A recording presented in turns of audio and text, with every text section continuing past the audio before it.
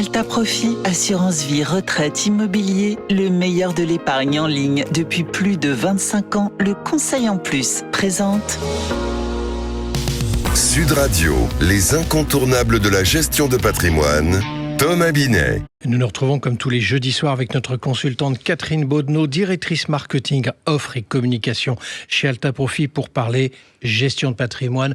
Bonsoir Catherine. Bonsoir Thomas. 40 ans, un âge d'or, la carrière est bien lancée, la résidence principale est souvent achetée, le crédit immobilier est en cours, tout va bien, les enfants grandissent, la retraite commence à se profiler à l'horizon et on a aussi envie de profiter un peu de la vie. Alors, comment investir intelligemment à cet âge-là? Quand on a 40 ans, Catherine, quelle est la bonne manière d'organiser son épargne? Alors, à 40 ans, en fait, l'enjeu, c'est souvent de gérer plusieurs objectifs en même temps. Le premier, ça va être le financement des enfants en vue des études futures. Le deuxième objectif, c'est la préparation de la retraite, à ne pas oublier, même si elle paraît encore lointaine quand on a 40 ans. Et le troisième objectif, à ne pas sous-estimer, ce sont simplement les investissements plaisir. C'est de pouvoir se financer un voyage ou un projet personnel. Et en fait, quand on parle d'épargne, la clé, ça va être de structurer son épargne en fonction de ces différents objectifs. Alors donc, si je vous entends bien, ça signifie que chaque objectif doit avoir sa propre stratégie en fait. Exactement. Parce qu'en matière de gestion de patrimoine, le premier critère pour bien choisir un placement financier, c'est l'horizon temps. Donc, pour les études des enfants, l'horizon, il va souvent être de 5 à 15 ans, selon l'âge de l'enfant. La retraite, on va être à 20-25 ans quand on a 40 ans. Et sur les projets plus personnels, l'horizon, il peut être différent, il peut être varié. Et en fait, cette différence de durée doit se répercuter sur le choix de l'allocation d'actifs. Quand on a un horizon lointain devant soi, on peut se permettre d'aller chercher vraiment de la performance et d'investir sur des actifs risqués comme les actions.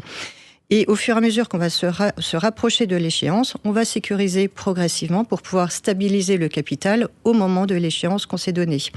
Autrement dit, on ne gère pas de la même manière une épargne destinée à la retraite dans 25 ans qu'une épargne destinée aux études des enfants, par exemple, dans 10 ans. Alors, pour nos auditrices et nos auditeurs qui nous écoutent au moment où nous nous parlons, et pour qu'on soit très concret, est-ce que vous avez un exemple à nous donner? Prenons un couple, 40 ans chacun, Ils ont 2 enfants, 8 et 12 ans. Ils ont déjà acheté leur résidence principale, Ils sont en train de payer leur crédit immobilier. Ils vont pouvoir structurer leur épargne en 3 compartiments. Le premier, donc pour les études des enfants. Donc là, on a un horizon qui est connu, de 10 ans environ, puisqu'ils ont 8 et 12 ans aujourd'hui. L'épargne retraite, vraiment un investissement long terme, puisqu'on est sur 25 ans. Et la fameuse épargne projet personnel, qui va être plus flexible. Et chacun de ces compartiments doit faire l'objet d'une allocation d'actifs spécifique qui sera adaptée à cet horizon de temps. Alors justement, pour mettre en place cette stratégie, Catherine, quelles sont les enveloppes d'investissement les plus utilisées? Alors, pour préparer la retraite, on pense évidemment au plan épargne retraite, qui est l'outil dédié à cela et qui permet en plus de bénéficier d'une réduction d'impôt immédiate.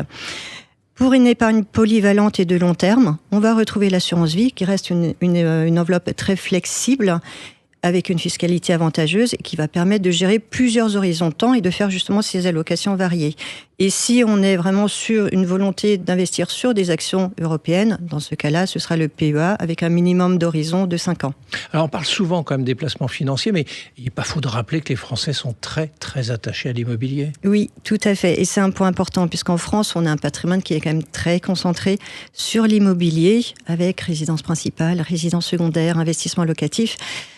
Il faut rester attentif à l'équilibre global entre ces 2 grandes composantes, puisqu'il faut diversifier vraiment entre les différentes classes d'actifs pour mieux équilibrer ces risques et pour bien gérer ces fameux horizons d'investissement différents. Donc si je vous résume, 3 objectifs, plusieurs horizons et une règle quand même toujours assez simple à retenir, adapter ses investissements à chaque projet. On est d'accord Catherine? Tout à fait. Merci à vous. On vous retrouve jeudi prochain pour un autre numéro d'Oser investir, les incontournables de la gestion de patrimoine. Et pour ce qui me concerne, je vous donne rendez-vous dimanche matin dès 9h25 dans la matinale week-end. Sud Radio, les incontournables de la gestion de patrimoine, Thomas Binet. avec Alta Profit, assurance vie, retraite, immobilier, le meilleur de l'épargne en ligne depuis plus de 25 ans. Le conseil en plus.